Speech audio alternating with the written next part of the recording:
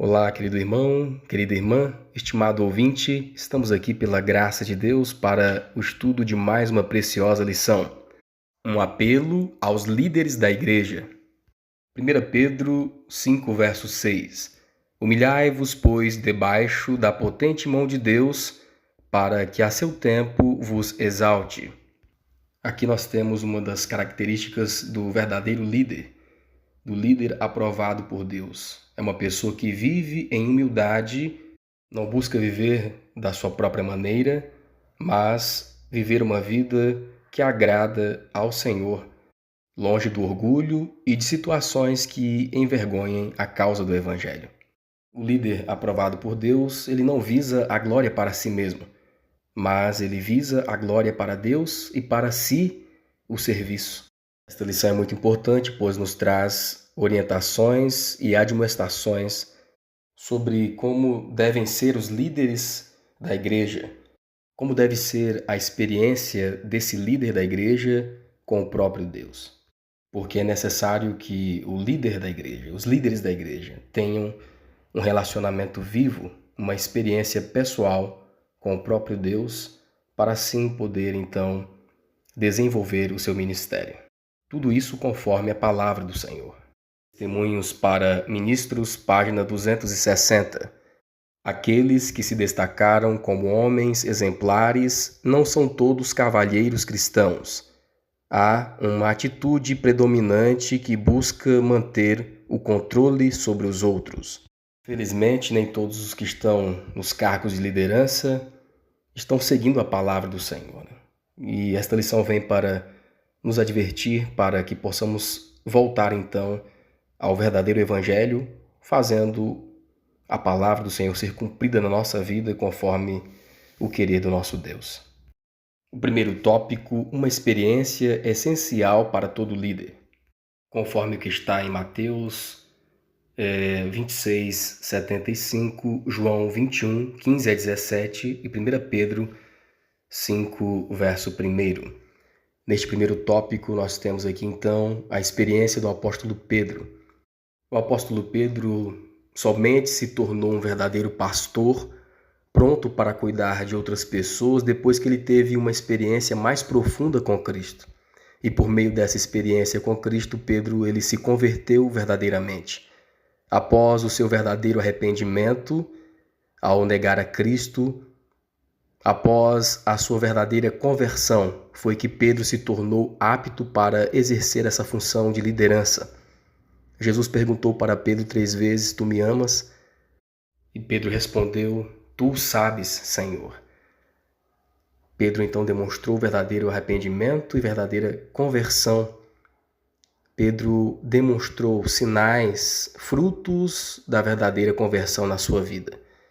De arrogante, de orgulhoso, se tornou um homem humilde, preparado para toda boa obra. Assim, é essencial para todo líder ter um verdadeiro relacionamento com Cristo e ser verdadeiramente convertido. E do mesmo modo, para os dias atuais, do mesmo modo como Pedro teve essa experiência de verdadeira conversão a Cristo, todo pastor e todo líder hoje da igreja deve hoje passar por essa experiência, por uma experiência semelhante com Cristo, de verdadeiro arrependimento e conversão. É necessário, assim como disse Jesus para Nicodemos, necessário um novo nascimento, nascer de novo, se tornar uma nova criatura em Cristo Jesus. Nicodemos se converteu como resultado dessa conversa. Cristo dirige as mesmas palavras com igual sinceridade aos presidentes de associações, aos anciãos da igreja e àqueles que ocupam cargos de liderança em nossas instituições. Na verdade, te digo que aquele que não nascer de novo não pode ver o reino de Deus, como está em João 3, de 1 a 3. O poder transformador de Deus deve tocar o coração dos ministros. Caso contrário, eles deveriam procurar outra vocação. A menos que sejam homens convertidos, as igrejas do seu campo se enfraquecerão e ficarão prestes a perecer. O O segundo tópico, exortando com autoridade. Este segundo tópico nos ensina que antes de chamar alguém para o serviço, para o ministério, a igreja deve analisar se a pessoa tem esta vocação, se tem o dom para esse chamado, para este ministério, se tem a vocação para cuidar do rebanho de Cristo. Então o chamado não deve ser humano, mas ver se essa pessoa tem o chamado divino para essa função.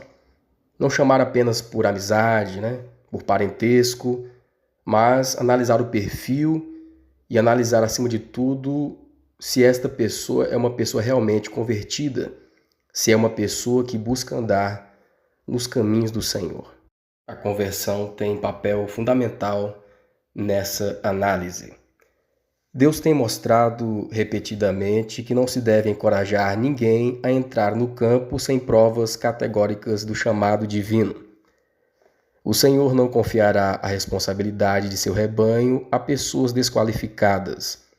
Aqueles a quem Deus chama devem ser irmãos de profunda experiência, testados e provados, que tenham juízo sólido, que ousem reprovar o pecado com mansidão e saibam como alimentar o rebanho.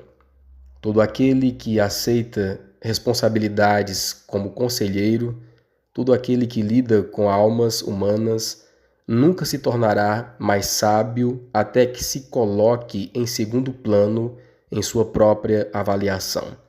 Essa mudança deve ocorrer em toda pessoa antes que ela aceite uma posição como líder ou dirigente, ligada à sagrada obra de Deus. Baseado em 1 Pedro 5, verso 2. Apacentai o rebanho de Deus que está entre vós, tendo cuidado dele. Assim como no passado, quando a Moisés foi orientado a escolher pessoas capacitadas, no Senhor para exercerem a função de liderança, assim deve ser para a escolha de pastores e os líderes, da igreja em geral. E a pessoa que aceita o chamado também deve considerar todas essas situações conforme falamos aqui. E o segundo tópico nos orienta também, nos fala sobre uma advertência que o apóstolo Pedro fez. O apóstolo Pedro nos advertiu aos que trabalham na vinha do Senhor sobre um perigo, o perigo da ganância. 1 Pedro 5, verso 2. Não por força, mas voluntariamente. Nem por torpe ganância, mas de ânimo pronto. Então o apóstolo Pedro, ele advertiu aos que trabalham na vinha do Senhor sobre esse perigo, o perigo da ganância. A pessoa deve ir para a obra não por salário ou como uma profissão, mas deve compreender o chamado divino como uma missão divina, uma missão de vida. Embora trabalhar para a obra do Senhor não seja uma carreira bem remunerada, que consideração a igreja deve fazer? 1 Timóteo 5, 17 e 18. Aos presbíteros que governam bem, sejam estimados por dignos de duplicada honra, principalmente os que trabalham na palavra e na doutrina. Não é um trabalho fácil, irmãos? E também não é muito bem remunerado. Porque diz a Escritura, não ligarás a boca ao boi que debulha. Digno é o obreiro do seu salário. Então a Bíblia afirma que todo obreiro é digno do seu salário. Agora o que a pessoa faz com seu salário é entre ela e Deus, Deus também vai pedir conta do que essa pessoa está fazendo com o dinheiro que ele está recebendo da obra. Mas todo obreiro, todo aquele que trabalha para a obra do Senhor, que dedica a sua vida, é digno do salário. Temos aqui advertências da palavra do Senhor, do Espírito de profecia. Todo obreiro em nossas instituições deve receber uma remuneração justa. Se os obreiros recebem salários adequados, eles têm a satisfação de fazer doações para a causa. Não está certo alguns receberem uma grande quantia, enquanto outros, que realizam um trabalho essencial e fiel, recebem muito pouco. O terceiro tópico é necessária uma atitude mais humilde. Esse tópico vem nos falando da grande necessidade e de vivermos uma vida em humildade. O terceiro tópico, então, vem nos falando que a grande causa de muitos problemas entre irmãos que ocupam cargos de grandes responsabilidades é a falta de humildade. Um querendo, então, dominar, impor suas vontades aos outros, acima da própria igreja e das normas estabelecidas. Isso é contra a palavra de Deus. Então é preciso humildade. Quanto mais o cargo, maior deve ser uma vida, então, do líder, de humildade na presença de Deus e também dos homens. O desejo pela supremacia está alcançando os presidentes de nossas associações. Se um homem confia na própria competência e tenta exercer domínio sobre seus irmãos, pensando ter a permissão de transformar a própria vontade no poder dominante, a melhor e única medida segura é removê-lo para que não cause grande dano, e ele mesmo perca sua alma e coloque em risco a alma dos outros. Então é um assunto muito sério, né? Importante reflexão para que possamos compreender este assunto. Baseado em 1 Pedro 5, verso 3, 3 João 1, verso 9. E a Bíblia em 1 Pedro 5, verso 2, 1 Coríntios 6, 2 a 5, nos faz um apelo aos líderes das igrejas locais, e esse apelo, se for seguido, vivido, evitará o orgulho e a arrogância. Então, todos os líderes da igreja devem ser respeitados, né? Devem ser estimados, mas não devemos confiar na sabedoria humana. Devemos confiar sim na sabedoria divina. Ao confiarmos na sabedoria divina e vivermos uma vida de humildade diante de Deus e dos homens, o orgulho e a arrogância então serão evitadas. Não devemos nos apegar a cargos, a funções, né? Não devemos deixar que o orgulho domine nosso coração por causa de tal cargo, tal função. Mas devemos exercer, se formos chamados para tal cargo, tal função, com humildade, buscando sempre o bem da causa e sempre pensarmos na glória para Deus e o serviço para nós. O terceiro tópico ainda vem nos falando sobre os obreiros mais jovens. Os obreiros mais jovens devem buscar conselhos com os irmãos mais consagrados, irmãos mais experientes, conforme 1 Pedro 5, verso 5, 1 Reis 12, verso 6 a 8 e 16, Lucas 6 e 39. Então, os irmãos mais jovens devem buscar conselho com irmãos consagrados, mais experientes, e assim eles poderão compreender o trabalho que Deus requer deles. Muitos, por causa do orgulho, por causa da arrogância, não dão ouvidos aos conselhos dos mais experientes e consagrados, mas alimentam o desejo de supremacia, alimentam o orgulho e então acabam fazendo o contrário à palavra de Deus. É preciso então um verdadeiro arrependimento e viver em humildade e verdadeira conversão. O quarto tópico, Pedro, um exemplo de humildade. O quarto tópico vem nos ensinando que é necessário mais do que um único episódio de conversão e experiência espiritual com Deus para um pastor ou qualquer outra pessoa. Essa conversão e essa experiência espiritual devem ser diárias na nossa vida. Precisamos estar constantemente, então, examinando a nós mesmos, conforme 2 Coríntios 13, verso 5, Hebreus 3, verso 13. Então, nós precisamos ter uma experiência com Deus diariamente, continuamente, porque é necessário nos examinar a cada dia, a nós mesmos, para vermos se ainda estamos firmes na fé, porque o nosso coração é enganoso. Muitas vezes penso que já estou convertido, mas ainda não estou convertido. Examinai a vós mesmos, se permaneceis na fé, provai-vos a vós mesmos. Ou não sabeis quanto a vós mesmos que Jesus está em vós? Se não é que já estáis reprovados.